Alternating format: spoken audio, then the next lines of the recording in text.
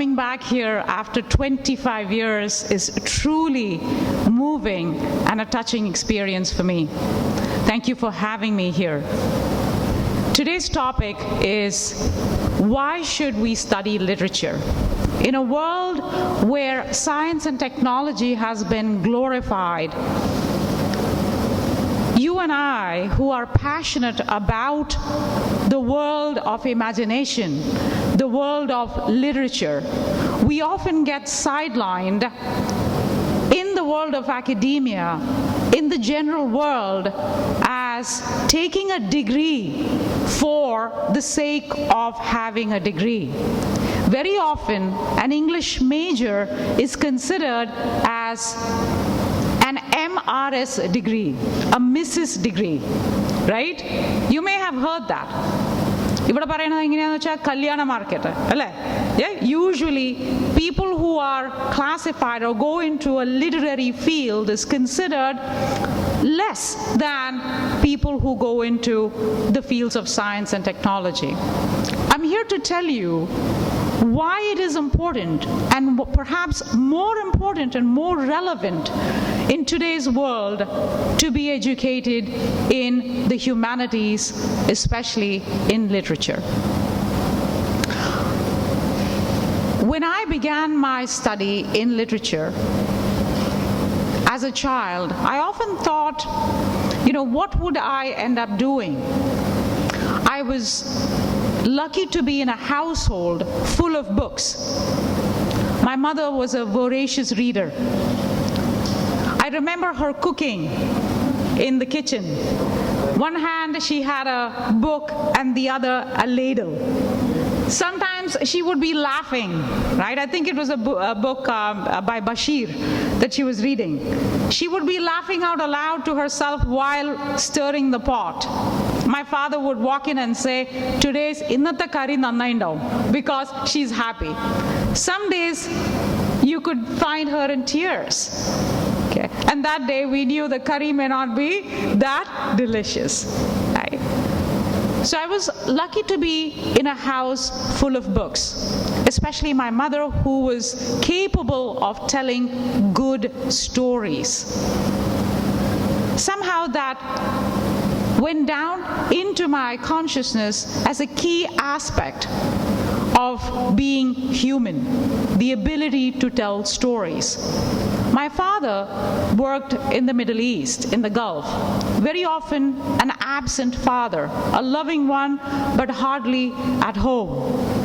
So it is sort of a natural and an organic reasoning as to why I would choose to study migration for my dissertation while completing my PhD.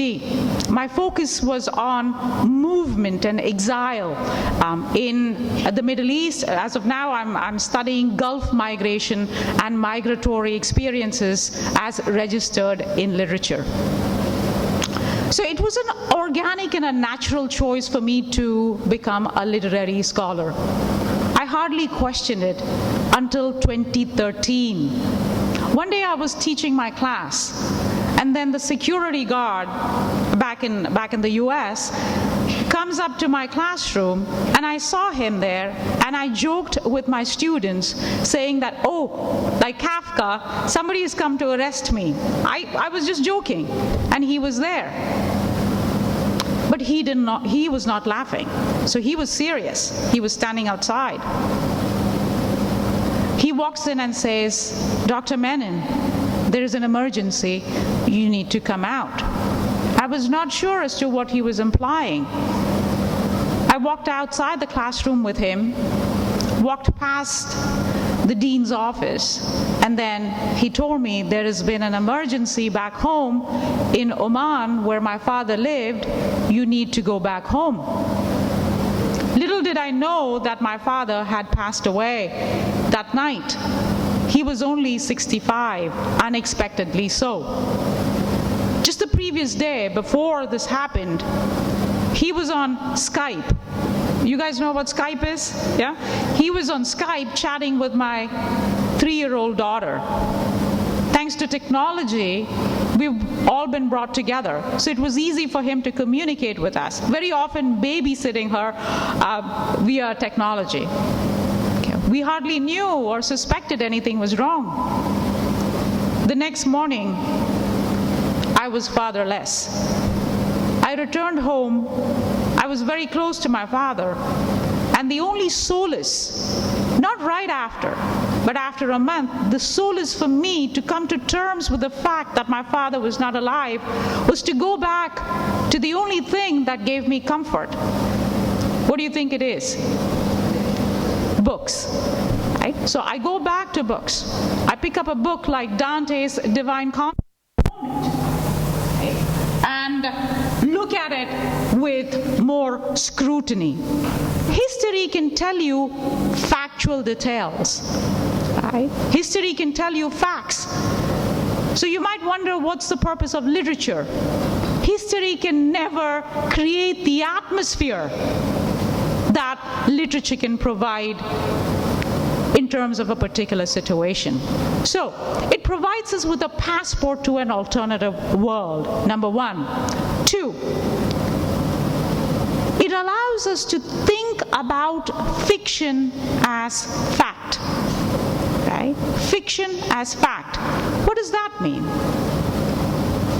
What is language? It asks that very pertinent question. What is language?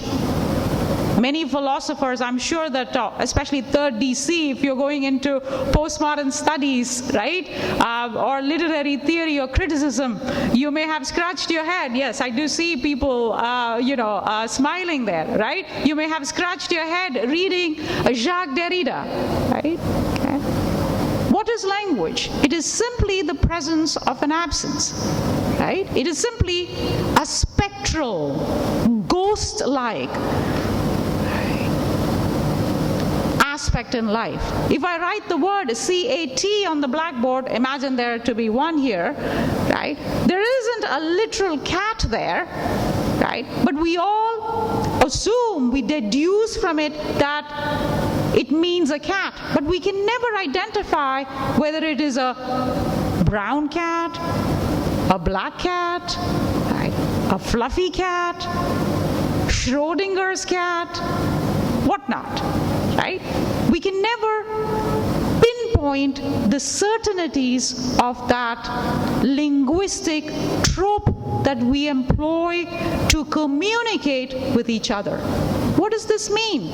It means that the tool that we use for communication is not perfect. It is not complete. How many times a day do you go, "That's not what I meant"? I do it all the time, right? Don't you do it? That's not what I meant. Why do we do this? Because language is not perfect. It is not complete. It is incomplete. Yet, we are doomed. It's the human condition, as Beckett would say. Right? We're doomed to use this particular tool, albeit in its incompleteness. Right? So this allows us to think about literature, or bring in the idea of fact as fiction. Literature allows us to think about, what if something else had happened? What could have happened if things went this way, as opposed to history? Think about Hamlet, for example. How many of you have read Hamlet? Hamlet by Shakespeare, very good. You will read it, I think, in the third year, right? I hope so, yeah, or in your master's program. What happens in Hamlet is he's trying to find a clue as to who killed his father. Claudius's uncle is also there. It is through a play that is performed in front of these people, in front of the dignitaries, that Hamlet gets the clue that it is Claudius, it is his uncle who has in fact killed his father. Can anyone tell me the name of the play that was performed? The name of the play that was performed in Hamlet, a play within a play? Mousetrap, right? The Mousetrap. So it is through the play that the conscience of the king will be found, says Hamlet. So what happens? Claudius sees the play, right? Gets up and leaves. Right? So through the play, he is able to be implicated in his crime. Claudius imagines himself to be the criminal. As a result, exposes his psyche. So fiction very often gives way to factual details. That's number 2. Number 3, it provides us with universal connections. I'm a huge proponent of, diversity, racial differences, gender differences, etc. All that is very important for us. But what is more important is for us to think about what is that element that connects all of us as a humanity. Right? If you look at Achebe, for example, Achebe's text, Things Fall Apart. If you read it, we can almost anticipate what happens or what will happen in the tragedy that is currently unfolding in Ukraine. Colonization, moving into a new country, what happens to the local population. King Lear is another example, right? The predicament, the condition of older parents as children move away.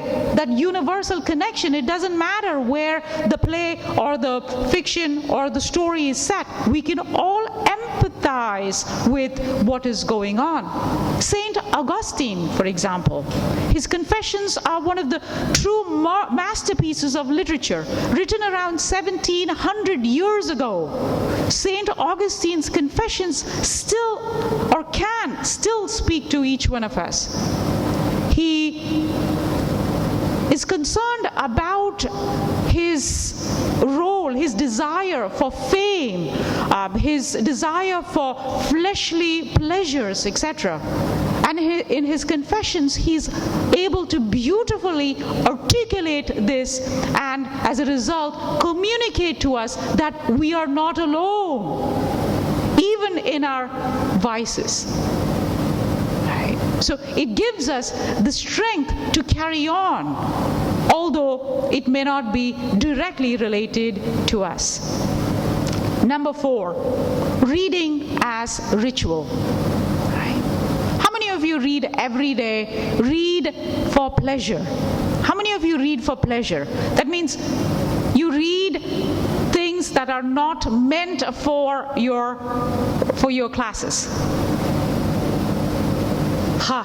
You give me hope for humanity, right? Very good, excellent, right? We have to read. That's why we are English majors, right? We read for the reason that we live. We can't go on without reading. So for us, we can understand that reading is in fact a ritual.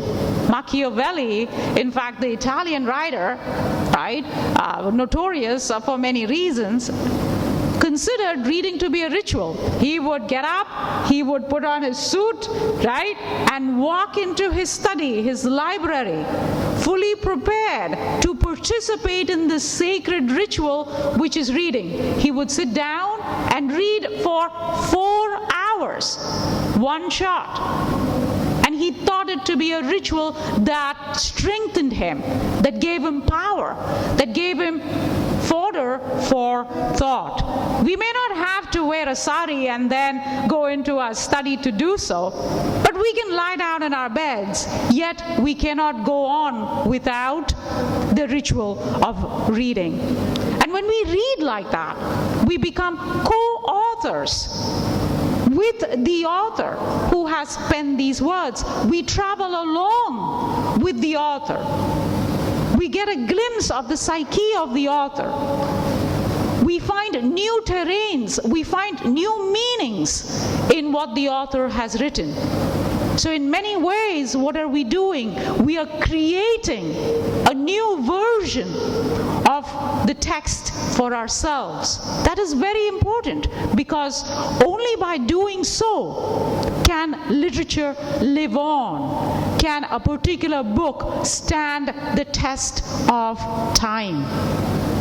So reading as a ritual. The last one, the power of stories, right? Many of you have read, I'm sure, Harari's Sapiens, right? Most of you have read that book. If not, please read it. Okay. That book discusses what makes us humans unique. What makes us different from animals? What makes us different from trees? What is it that makes us who we are? Any guesses? Of course, some say it's the thumb. We're the only species with a thumb, right? Okay. What else? We are the only species. We are unique in our ability to be able to create a narrative. We are the only species who can create a story. We are endowed with the capacity of storytelling. Nothing moves. You listen to any of the great speeches.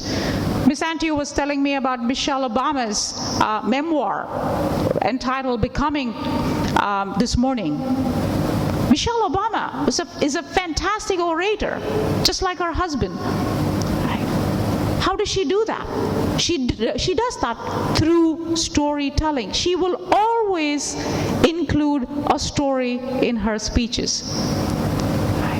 When we tell a story, people can connect with us. When we hear a story, we cannot classify that individual into a group dynamics.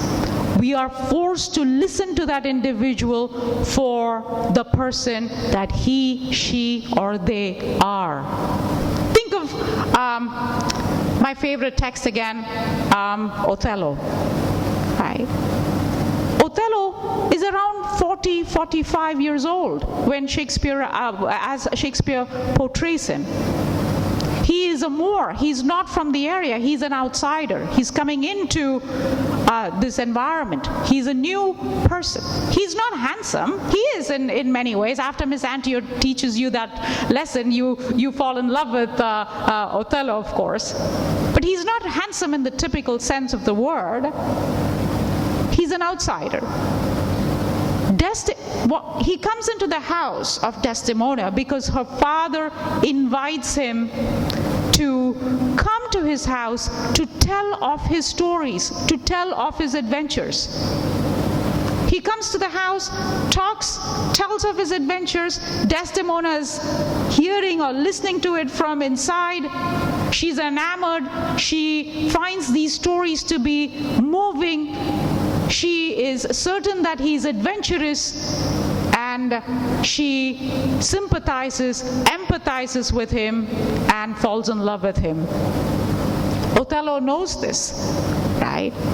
Shakespeare single-handedly removes group mentality while he creates Othello, because we are able to see Othello not as a classic representation of more of those time periods, rather as an individual with strength and character, with pros and cons that are unique to his own personality.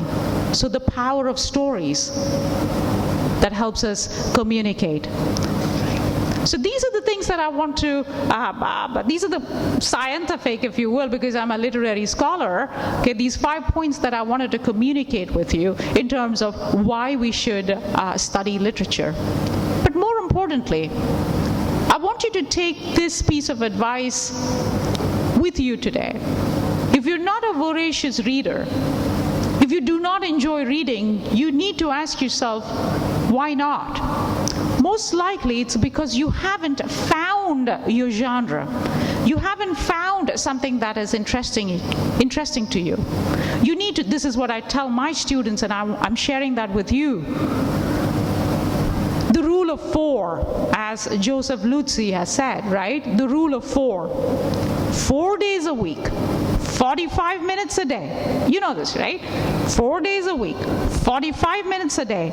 You need to read 4 kinds of books. Okay? Number 1, choose any genre you like. Romance novels, that's fine. Harry Potter. How many of you like Harry Potter? All of us, right? Yes? Whatever you like. 45 minutes a day, any genre that you like. Number 2, choose contemporary fiction. How is the world being formed today? Through the lens of contemporary writers. And to you, my friends, I would request you to choose somebody local. It's wonderful that we have the knowledge of Emily Dickinson, Bronte, Shakespeare, British and American literature, the hangover of colonial times. What about our own? What about our own literary talents? We have plenty. When are we going to bring visibility to those people? When I decided to write my dissertation, that is what I did. I looked at migration through the lens of Kerala. I looked at Arundhati Roy. I looked at Vidayan by Adur Gopalakrishnan, which is a classic movie that is being translated, or that has been made into a movie by through a short story written by Paul Zachariah. And then I also looked at Kamala Das. These are classic writers. But my advice to you would be to look at new writers from within our state of Kerala, writing in English or in translation. Okay? So, reading something in your own genre of interest. 2, contemporary writing. 3, non-fiction. Think about autobiography or essays. 1 day a week, spend 45 minutes reading something that is not fiction. And lastly, do read the classics. While I just told you that to move away from traditional Anglophone literature, classics can be found in any language. Right? So that we can thread our own stories through our reading rituals. Thank you very much. My Dr. Asha had asked me to share some key moments or memories while I was a student here, and I will do so now. I walked into, through the doors of St. Joseph's College in 1991. Sister Mary Pastor was the principal then. So we had a sort of an informal interview the first day. So I walked into her office, fully being very cocky. When you are 18 years old, you think that you know the world, right? That's how I was when I was here. As I grow older, I realized that the more I think I know, the less I actually know. So I walk into her office. She stumped me with her first question. She asked me, so, great, you've studied here, excellent, your marks, your grades are excellent, all that fantastic, okay? Then she asked me, so, what is literature? She asked me that question. So I had read so many books, but I had never really thought about that question, what is literature? And that is the reason why when Dr. Asha asked me to come here and talk today, I thought back to that particular question that I had not really thought about on the first day of being a literature student here. And I did not know what to say. I said, literature is, books and, writers and, essays. And she said, yes, all that is there. But what is literature? I knew that, and I was worried that I may be denied admission. Should I not give that answer? And I said, I'm sorry, I don't think I know the answer, and that is the reason why I'm here, to learn what is literature. And then she gave me a beautiful answer that I continue to inspire my students with. She said, Priya, literature can be defined in one word: Any guesses? Do you think you want to give it a shot as to what it is? What is literature? Life. Very good. Literature is life. This is what Sister Mary Pastor told me. It is simply life. It's a representation of life. So that is a wonderful memory. I remember my teachers very fondly too. I remember being in Dr. Asha's class. I don't know if you remember, you taught me John Donne. Yes, John Donne and the sonnets. Right? The rhyme schemes of ABBA, which I continue to teach my own students as I teach them canonization by John Donne. I remember that. Okay. I remember Miss Mary Antio's Othello and Macbeth. The other day I was watching the classic edition of the movie, and I was telling my husband, you know, my teachers taught me Macbeth in a much more beautiful manner than the rendition of the movie through Magnum Classics today. I remember Miss Radha. I remember Miss Vimala, one of my favorite teachers. When I teach T.S. Eliot's Gerontion back in Troy, I remember her fondly. I remember Miss Shali. I remember Miss Sarala. I remember Sister Roseanne, our Hindi teacher. So energetic, so passionate. I remember the election years in this institution. Second DC, I stood as a general secretary and won. Third DC, I was the chairperson. It was a tough election. But I still remember it. I cherish it. The lessons that I learned, the friends that I made, and the ways to move when there is competition. It was a learning opportunity for me. Mistakes that I would never make again. I dedicate a whole lot of learning from this particular institution. I'm so proud, I'm thrilled, I'm grateful for my teachers and for my time at St. Joseph's. May you all carry these or similar memories in your own lives as you thrive and flourish in the future. Thank you.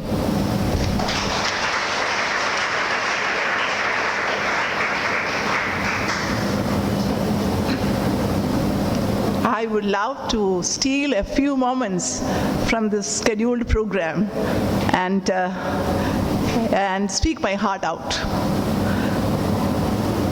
Priya, this is indeed a moment of pride and excitement for me. My foot, my tutor. You remember that from The Tempest? Prospero speaks to his daughter when she tries to correct her father. Now, she was a star student. Much more than that, she was a very loved person. All of us loved her for her spontaneity, for her, I don't know, to say the exact words.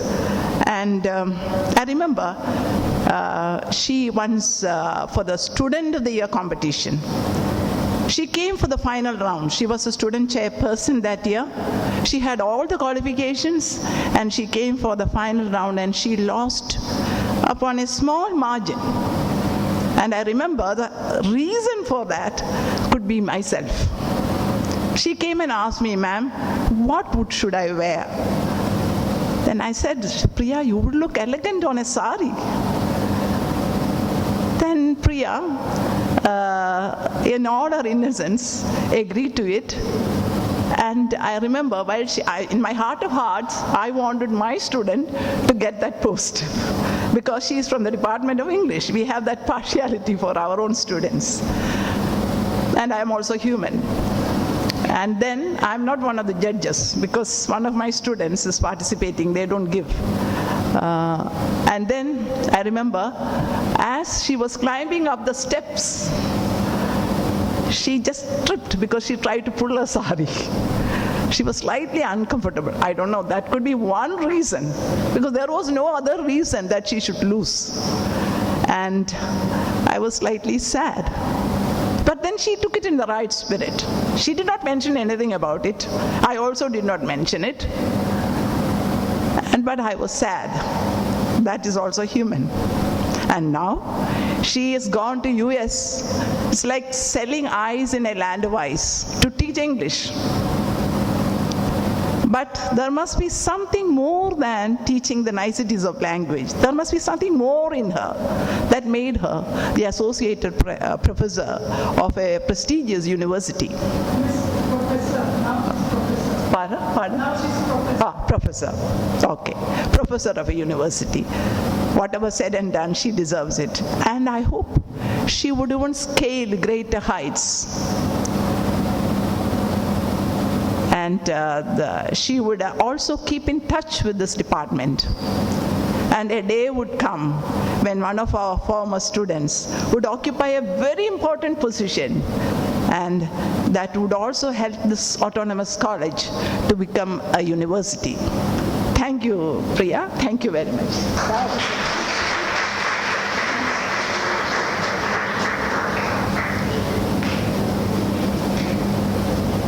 Thank you, ma'am.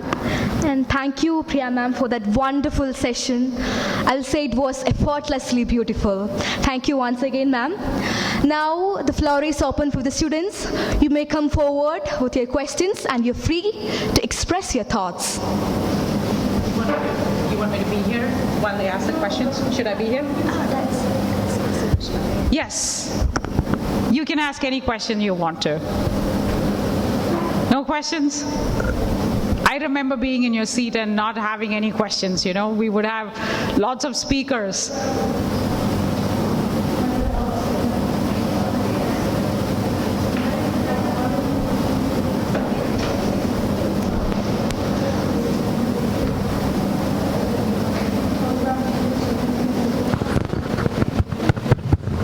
Come on, English students, don't disappoint me in front of a former student.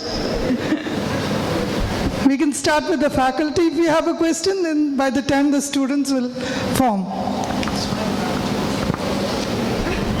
Okay.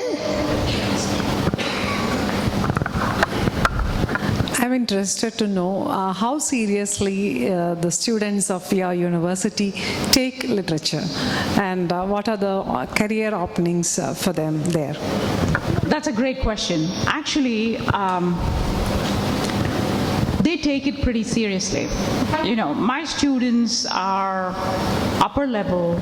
I usually teach upper level now that, you know, I've gone through the hurdles of tenure. They are just like our students here. There's no difference, right? Students everywhere are the same. If they can get a few points here and there, they'll challenge you for all that. All that is there. Grades are the most important things, right? But other than that, one of the key differences, though, that I've found between myself when I was a student here and when I moved there as a student, and something that I wanted to actually mention, is that students there are encouraged to challenge the teacher. Right? Students are encouraged to challenge the teacher. Here, somebody's clapping, yes, right?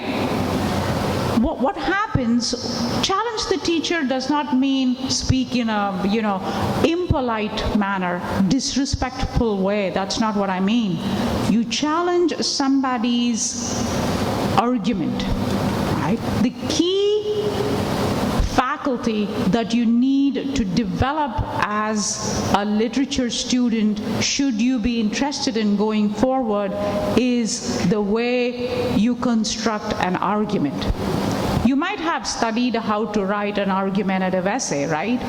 Basically, your journal articles, your dissertation, your thesis is an elongated argumentative reasoning. So in order for you to develop that sense of argumentation, you need to ask questions, and you ask questions politely. I'm sure I'm a student of St. Joseph's. If I knew this, and now you do know this, start asking questions, Start challenging what has been given to you. Most often, you will get the answer. Most likely, or sometimes, when my student asks me a question and I may not know the answer, I am completely at ease to tell them I do not know. I find it absolutely okay to let my students know, I don't know that, let me check, and I'll come back to you, right? That's what a good teacher does. I'm not the Buddha, right? Sitting under a tree all full of enlightenment. That's fine. So students do ask questions there. That is the difference. In terms of opportunity, it is less. We make less money, right? But if we were concerned about making money, we would never be English majors in the first place. Money is not what drives us, right? What drives us is the power of words, the power of stories, and how those stories can change the world. There are plenty of students who take that up world over, just like it is here. And they're very sincere in the way they write, the way they approach their teachers, etc. So thank you for that question. Anyone else? Aren't you not curious as to what kind of students I have there in terms of, how do I, somebody from Thrissur who grew up in Kerala, teach an American audience? Are you not curious? Yes? Maybe? I don't care, just let me go, right? It is 12:35. Yeah? Are you curious? It's pretty simple. One of my friends from here asked me one day, so nee avada poite saipine English പഠിപ്പിക്കാനോ? Nee avada poi saipine ano English പഠിപ്പിക്കാനോ? Then I thought about it. That's what I was doing, But what I've come to find out is the Saipa is not really, doesn't care where you're from. As long as, like Miss Antio said, as long as you have content, as long as you have something to impart to them, that is what matters. The content of what you have to say is what matters. It doesn't, and the world has become such a small place. We're getting smaller day by day. So those boundaries and binaries that divide us as Indian or from a religious background or a gendered background will not stand in our way, should not stand in our way, right, as we become a global community. So it's time for us to start thinking beyond borders. I would really encourage you to start applying for participating in conferences. There are plenty locally, I know, plenty internationally too, wherein I hope the university or the college will support your travel to these places. Travel is really what makes us open our minds up. Think about a 2+2 program in a foreign university, wherein you study 2 years here and 2 years abroad. Imagine being in a different country for 2 years. You will have to fend for yourself. You become more confident in doing your daily chores, exposure to different ways of lives and ways of lives that people unlike us live. It's a treasure trove of experience. If you can do this, carry a backpack, set off whenever you can leave home, right? See what others are doing. Bring those experiences back to Thrissur and Irinjalakuda, right? There is so much power in travel. Use those experiences. Go for conferences. Give talks. Start writing, even if they're small articles. I'm a very timid speaker. I'm very conscious when I speak. That's my personality. But then travel allows you to let go of those inhibitions slowly. You become more confident. And you find connections between people. So I really encourage you to apply for these conferences. Send in a small abstract. Think locally so that your abstract can get accepted. Because people do want to hear stories from Kerala, right? Any more advice? Any more questions, girls? Or no questions? Not a single one? We have PG students here, we have degree students, and also students from the self-financing section. So if it's okay, if you have no questions, shall we move on with the program? Ranjana, okay. At least you saved the day. No questions means I have bored you to death. Have I? Never. No? You sure? No, somebody is already asleep at the back, just like my students back in Troy, right? Yes. Ma'am, you already mentioned that you love to read Kamala Das, and one of her poem, the last line said that, I too call myself I. Yes. So, like we all the students are sitting here, some maybe struggled a lot. How could we be in a position to say with the heads up, I, through the perspective of literature? You mean to say how the subject? I have a paper on this exact topic. If you just Google Priya Menon, I too am I, you will find the paper that comes up. But in a nutshell, it is through literature that the universal becomes specific, right? So just like I mentioned, stories that are written abroad are brought in to your own perspective through I. And as women, that might be the key that you're asking for, right? Especially as women, we are the laborers of the world that go unrecognized. There's no doubt about it, right? We have to be proud bearers of the fact that we contribute more to social development than anyone else, though unbeknownst to or unrecognized a group worldwide, no doubt about it, right? Childbearing, Gayatri Spivak, who is a critic, professor of literary theory at Columbia, has written about this. World making through childbearing. I'm sure you've read that essay by her, right? Spivak's critique of post-colonial reason, right? Childbearing is an act of labor, not just labor in the labor room, but labor that goes unrecognized. One has to claim that. It is not easy to, allow or feed a child and allow a child to thrive. It doesn't happen automatically. The primary labor that goes into child rearing is by the mother. Society still has not given us our due in that area. Why? We have to do that along with struggle to maintain our career as well. There are some mothers on the floor. I'm sure I'm a mother myself.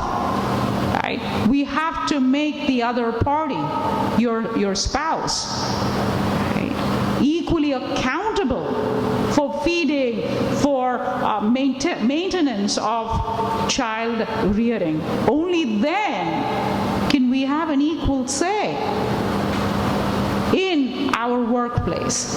A lot of our labor goes unrecognized. So challenging social notions, right? Societal conventions.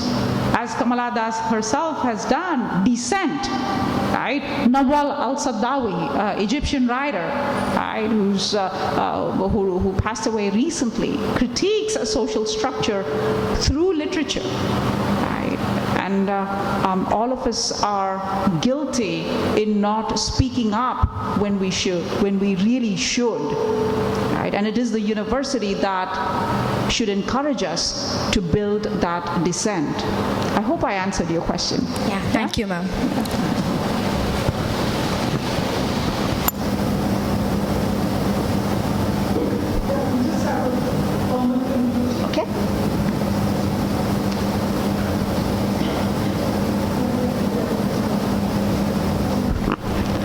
We are so grateful to you, ma'am, for this wonderful session. We would like to present you a small token of love and gratitude. I invite Ms. Mary Ann Teo, former head of the Department of English, to present the memento on behalf of the department. And I request Dr. Priya Menon to receive the same.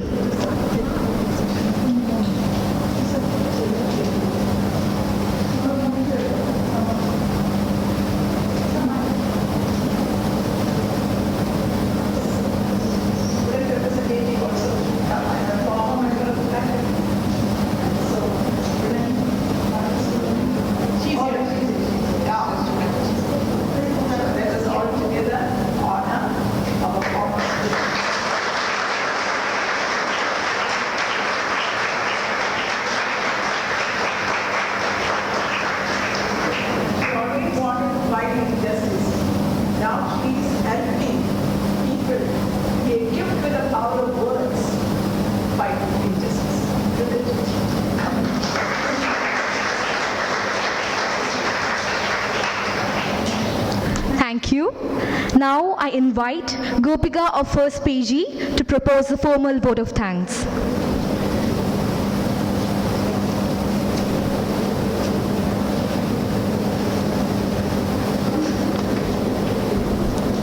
A pleasant afternoon to everyone. I feel very happy and honored to stand in front of you to propose the formal vote of thanks. First of all, I would like to thank Dr. Priya Menon, Professor of English, Troy University, USA, and our esteemed alumna who, amidst all her busy schedule, has managed to spare her valuable time for us. Thank you, ma'am. We are really grateful for your inspiring words. I thank Ms. Maya Lakshmi ma'am, President of Alumni Association, as well as Mary Antio, former head of the department, for their valuable presence. Thank you, ma'am. Next, I thank our beloved Asha ma'am, head of the Department of English, for arranging this session. Thank you, ma'am. I thank all our faculties of our department for their support and cooperation. Thank you, dear teachers. Last but not the least, I thank all my dear friends, without whom the program wouldn't be a fruitful one. Thank you, dears. Once again, thanking each one of you, I conclude. Thank you. The curtain drops here. Once again, thank you so much, Dr. Priya Menon ma'am, for your esteemed presence and the vibrant session, and thank you all.